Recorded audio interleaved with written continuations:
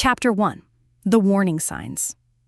I should have trusted my instincts from the moment my stepfather Marcus announced the Amazon family reunion trip. Something cold twisted in my stomach as he spread those glossy brochures across our kitchen table, his eyes gleaming with an excitement that felt wrong. "Sarah, imagine it," he said, his voice too smooth, too practiced. "The whole family together in the world's most incredible rainforest. Your mother would have loved this." My hands trembled as I picked up one of the pamphlets. Mom had been gone for 3 years, and Marcus mentioning her always felt like manipulation. But it was more than that. It was the way he emphasized the whole family, including people who barely spoke to us. My estranged Uncle David, who hadn't shown up to Mom's funeral, my cousin Elena, who'd been acting strange since Christmas, even my half-brother Jake, who'd been cold to me since Marcus married Mom when I was 16. "I don't know," I whispered, my voice cracking despite my attempt to sound calm. "The Amazon feels so isolated. What if something happens?" Marcus's laugh was sharp, dismissive. "Sarah, you're being paranoid again. Just like with the wedding venue, just like with the house renovation, you see danger everywhere." Jake nodded in agreement, his face reflecting the same condescending expression I'd grown to hate. "Mom always said you had an overactive imagination," he added, and hearing him call my mother Mom still stung. But I couldn't shake the feeling that something was deeply wrong. The way Marcus had been secretive about the itinerary, how he'd insisted we all use the same tour company, one I'd never heard of. The way he'd been having hushed phone conversations that stopped whenever I entered the room. My chest tightened as I stared at the photos of dense green canopy, knowing that once we were deep in that jungle, we'd be completely cut off from the outside world. "Fine," I finally said, my voice barely audible. "I'll go." But as I spoke those words, I felt like I was sealing my own fate. Chapter 2. Into the Green Hell. The boat ride down the Amazon River should have been magical, but all I felt was dread settling deeper into my bones. The murky water stretched endlessly in both directions, and the jungle walls rose like green prison bars on either side. Our guide, Carlos, spoke in broken English about wildlife and local legends, but I couldn't focus on his words. I was too busy watching my family. Marcus sat at the front of the boat, constantly checking his phone, despite Carlos's warnings about losing signal soon. Uncle David kept glancing at his watch and whispering to Elena, who looked pale and jumpy. Jake was the only one who seemed genuinely excited, pointing at birds and asking Carlos questions about the ecosystem. Maybe I really was being paranoid. "Look at those trees," Jake said, his voice filled with wonder. "Mom would have taken 1,000 pictures." He was trying to be kind, but mentioning her made my heart ache. Mom had always dreamed of visiting the Amazon. She'd had books about it, documentaries about the indigenous people, the unique wildlife. She'd said it was like visiting another planet. As we traveled deeper into the jungle, the air grew thicker, more oppressive. The sounds changed, too.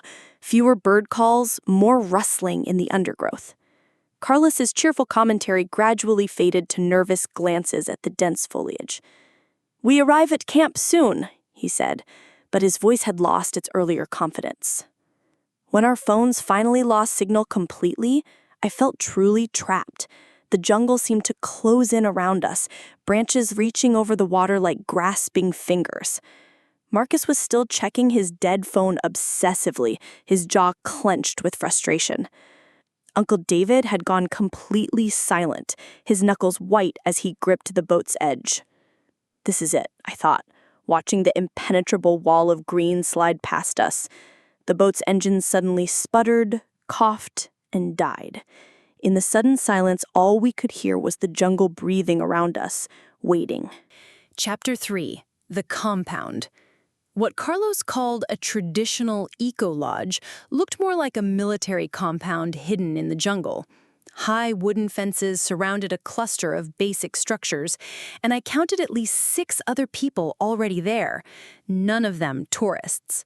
They watched us unload our bags with cold, calculating eyes, speaking to each other in rapid Spanish that Carlos pretended not to understand. "This isn't what the brochure showed," Elena whispered to me as we walked toward our assigned cabin. She was right. The promotional photos had shown open-air bungalows and smiling families. This place felt like a prison camp with a nature theme. The dining hall was bare concrete with fluorescent lights, and our cabins were windowless boxes with thin walls. But what really made my blood run cold was seeing Marcus shake hands with one of the strangers, a tall, scarred man who'd been watching us since we arrived. They embraced like old friends, speaking in low voices I couldn't hear. When Marcus noticed me staring, his expression shifted to something I'd never seen before. Not the stepfather who'd comforted me after Mom's death, but something predatory. "Sarah," he called out, his voice falsely cheerful, "come meet Miguel. He's going to be helping with our jungle excursions." Miguel smiled, but it never reached his eyes. His handshake was firm enough to hurt, and he held my hand just a moment too long. "Your stepfather tells me you're the cautious one," he said, his accent thick, but his English perfect. Smart girl. The jungle can be very dangerous for those who don't listen. That night, as we sat around a campfire eating canned beans and rice, Carlos explained the rules. We couldn't leave the compound alone.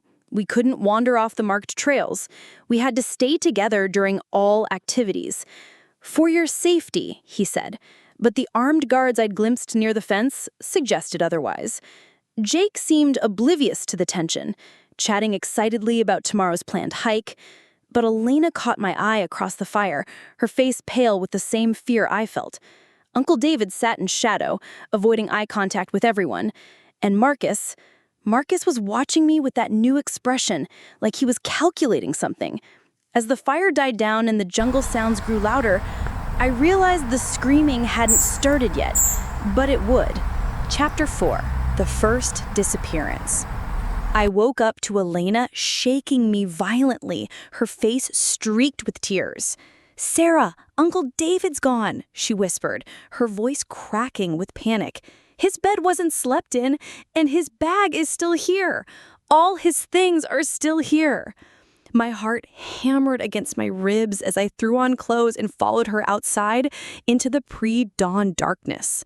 Marcus was already in the courtyard, talking urgently with Miguel and Carlos. When he saw us approaching, he quickly separated from the group, his expression shifting to concerned stepfather mode. "Girls, don't worry. David probably just went for an early morning walk.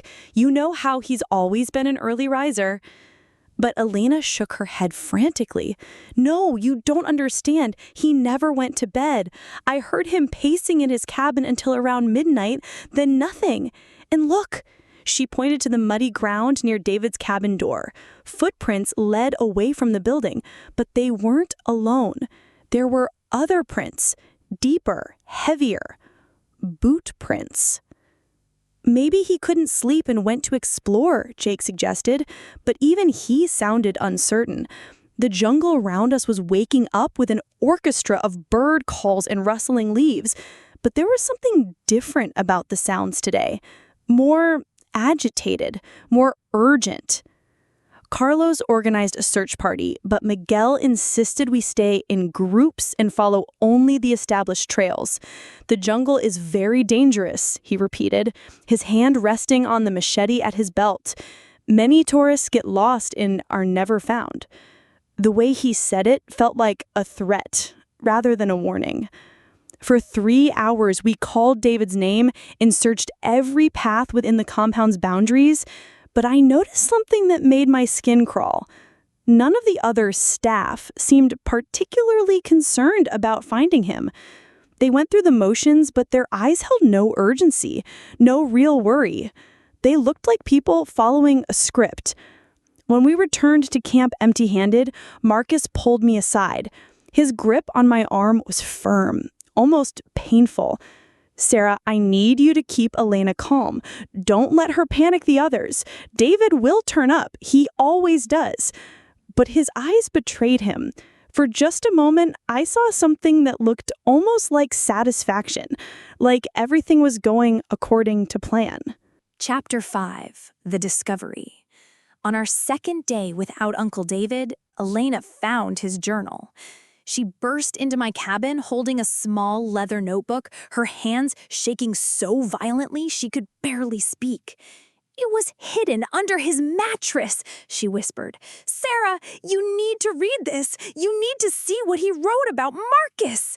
My blood turned to ice water as I read David's familiar handwriting. The entries went back months, documenting his growing suspicions about my stepfather. Marcus has been asking too many questions about Mom's life insurance policy. Found out he's been in contact with some unsavory people in South America. Sarah's mother didn't just die in that car accident. There are too many inconsistencies. "This can't be real," I breathed, but my hands were trembling as I turned the pages. David had been investigating Mom's death, documenting Marcus's strange behavior, his sudden wealth, his insistence on this Amazon trip. The final entry, dated just 2 days ago, made my stomach lurch. I confronted Marcus tonight, told him I know what really happened to my sister. He didn't deny it. He just smiled and said I should be careful in the jungle. Sarah's in danger. They all are. Elena grabbed my wrist, her nails digging into my skin. "We have to get out of here. We have to find a way to contact someone, anyone." But even as she spoke, we both knew how impossible that was. We were days from civilization, surrounded by jungle, with no communication and no transportation. A shadow fell across the cabin doorway, and Miguel appeared, his massive frame blocking out the sunlight. "Ladies, is everything okay? You missed lunch." His eyes moved to the journal in my hands, and I saw his expression change.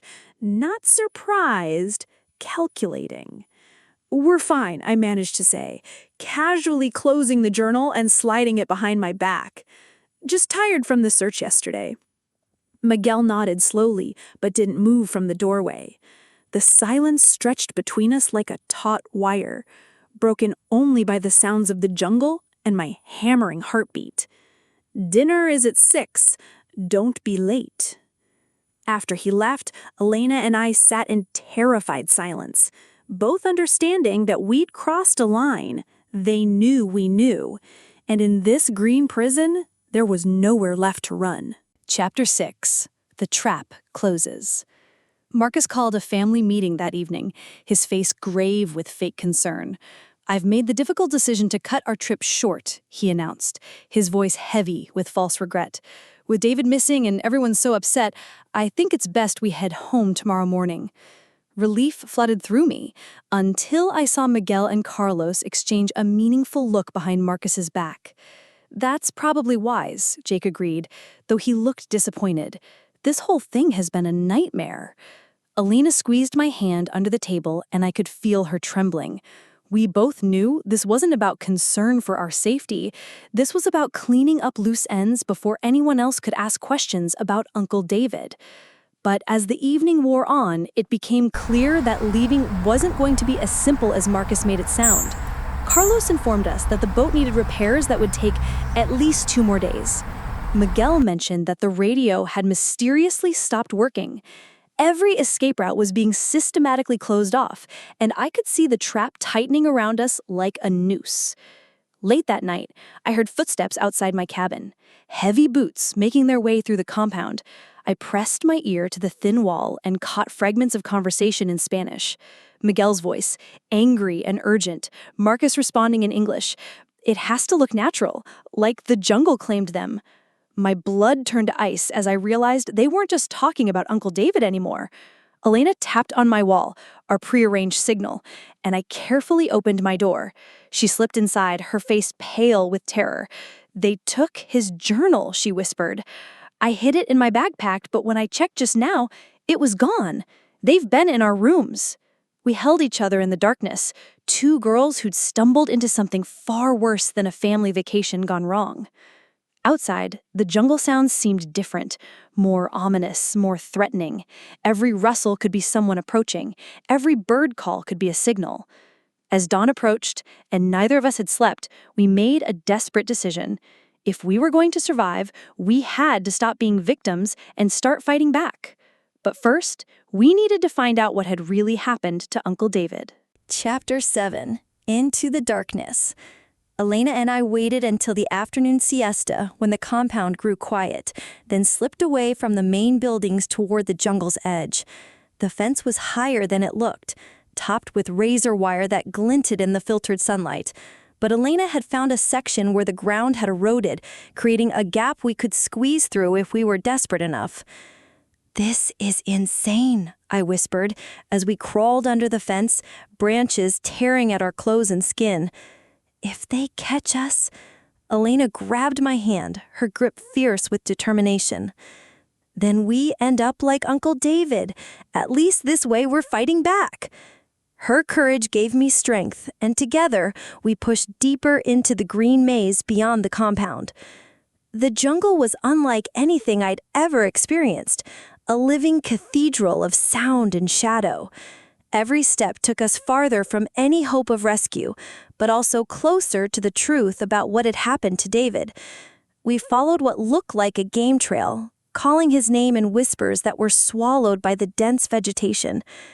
After an hour of searching, Elena stopped suddenly, her face white with horror. "Sarah," she breathed, pointing ahead to where something pale glinted among the dark leaves. Uncle David's shirt, torn and bloody, hung from a low branch like a grotesque flag, but there was no sign of David himself, just scattered belongings and signs of a violent struggle. As I knelt to examine the scene, my fingers found something cold buried in the mud. David's phone, cracked but still functional. With trembling hands, I managed to power it on. The last video in his camera roll made my world collapse. It showed David tied to a tree, beaten and barely conscious, while Marcus stood over him with a machete. "This is what happens to people who ask too many questions about my wife's death," Marcus's voice said from the tiny speaker. Elena's scream echoed through the jungle before she could stop herself. In the sudden silence that followed, we heard the most terrifying sound of all, the distant barking of dogs and voices calling our names. They discovered we were missing. The hunt had begun, and we were the prey. As we ran deeper into the jungle's embrace, I clutched David's phone like a lifeline, knowing it contained the only evidence that could save us if we lived long enough to use it. Chapter 8. The Hunt Begins. The sounds of pursuit grew closer, branches snapping, dogs barking, Marcus's voice calling our names with false concern that couldn't mask the underlying rage. Elena and I stumbled through the jungle like frightened animals, every shadow potentially hiding our hunters, every sound making us freeze with terror. "Sarah! Elena! Where are you?" Marcus's voice echoed through the trees, closer than before. "It's dangerous out here. We just want to help you." But we could hear Miguel's rougher voice underneath, barking orders in Spanish to the other men. This wasn't a rescue mission. It was a manhunt. We pressed deeper into the jungle, following what might have been an animal path through the suffocating green maze. My clothes were torn, my arms bleeding from thorns and branches, but adrenaline kept me moving. Elena stumbled beside me, her face streaked with tears and mud, but her jaw set with grim determination.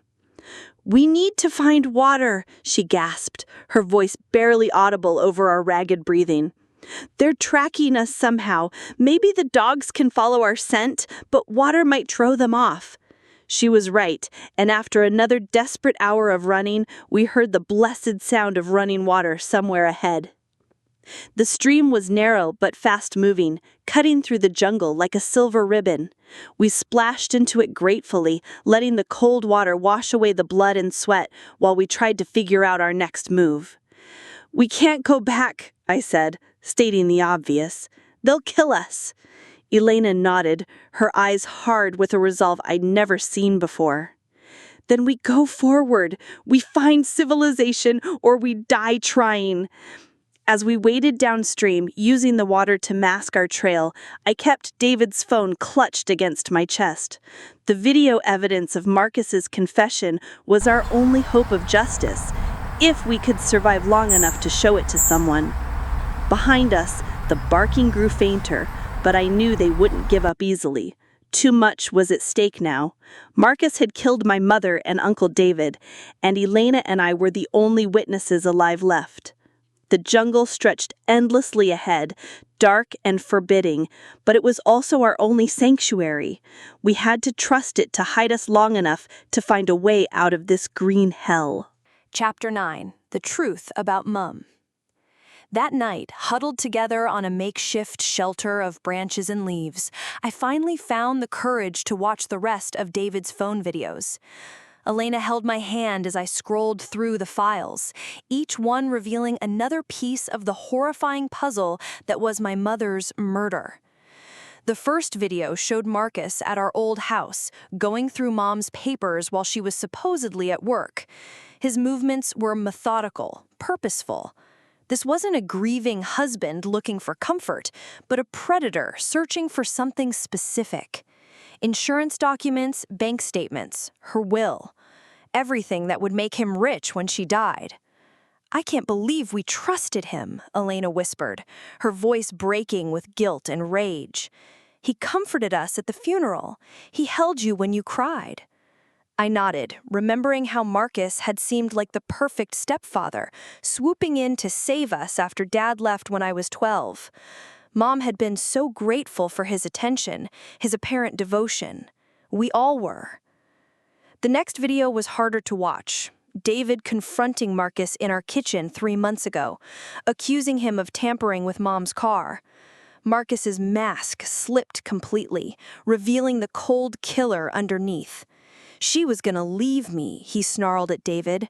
"Found out about the debts, the other women. One loose brake line, and all my problems went away." The casual way he described murdering my mother made bile rise in my throat. But the final video was the worst, recorded just days before our Amazon trip. David had discovered that Marcus wasn't just a killer, but part of some larger criminal network. The Eco Lodge was a front for smuggling operations, and our family trip was supposed to be the perfect cover for eliminating the remaining witnesses. "He planned this whole thing," David's voice whispered from the phone. "The jungle, the isolation, the perfect place to make people disappear." Elena and I cried together in the darkness, mourning not just Uncle David and my mother, but the family we thought we'd had.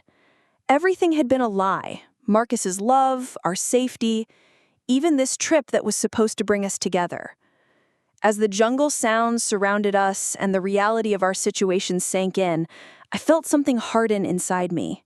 Marcus had taken everything from us, but he'd made one mistake. He underestimated how far we'd go to survive and get justice. Chapter 10. The Screaming. On our third day in the jungle, we heard it. A sound that will haunt me forever. High-pitched, desperate screaming that echoed through the trees like something from a nightmare. Elena grabbed my arm, her nails digging into my skin as we both froze in terror. "That's Jake," she whispered, her voice barely audible over the horrible sound. My half-brother's screams carried on the humid air, raw with agony and fear.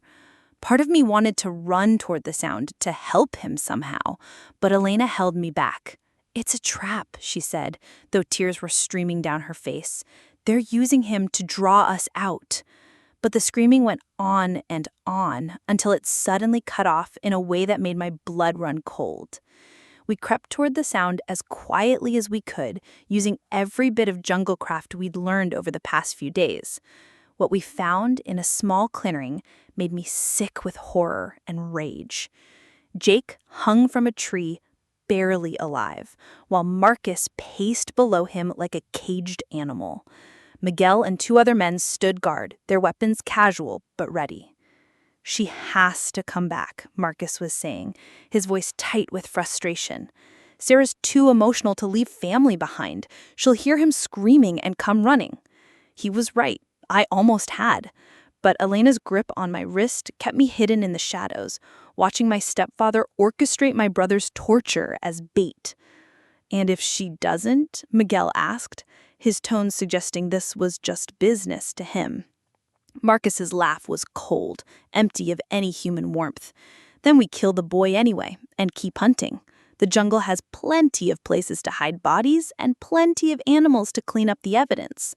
Jake stirred slightly, moaning in pain, and Marcus backhanded him casually, like swatting a fly. That's when I knew I couldn't just run anymore. Watching Marcus hurt Jake, my annoying, innocent half-brother who'd never done anything worse than tease me about boyfriends, something inside me snapped. Elena must have seen it in my face because she squeezed my hand harder. "We can't save him by getting ourselves killed," she whispered desperately. But as Jake's eyes found mine through the darkness, I saw something that changed everything. He wasn't just bait. He was trying to tell me something, his lips moving silently around words I couldn't understand from this distance. The hunt was about to become a war. Chapter 11. The Final Confrontation. Elena and I spent the night planning our desperate gambit to save Jake and expose Marcus's crimes. Using David's phone, we recorded our own video, a message explaining everything we discovered, uploading it to every cloud service we could access through the phone's dying battery. If we didn't survive, at least the truth would. At dawn, we made our move. While Miguel and his men slept, we crept back to the compound using skills the jungle had forced us to learn. The place looked abandoned, except for the guards, but I knew Marcus would be there, probably planning his next move. Jake was tied to a post in the center of the courtyard, beaten but alive, his eyes tracking our movement with desperate hope. "Marcus!" I called out, stepping into the open with my hands raised. Elena emerged from the opposite side, David's phone held high like a weapon. "We know everything about Mom's murder, about Uncle David, about this whole operation. We have evidence, and it's already been uploaded where people will find it." Marcus appeared from the main building, his face twisted with rage and something that might have been respect. "Sarah," he said, almost conversationally, "I always knew you were too smart for your own good, just like your mother." The casual way he mentioned her murder sent ice through my veins, but I forced myself to stay calm.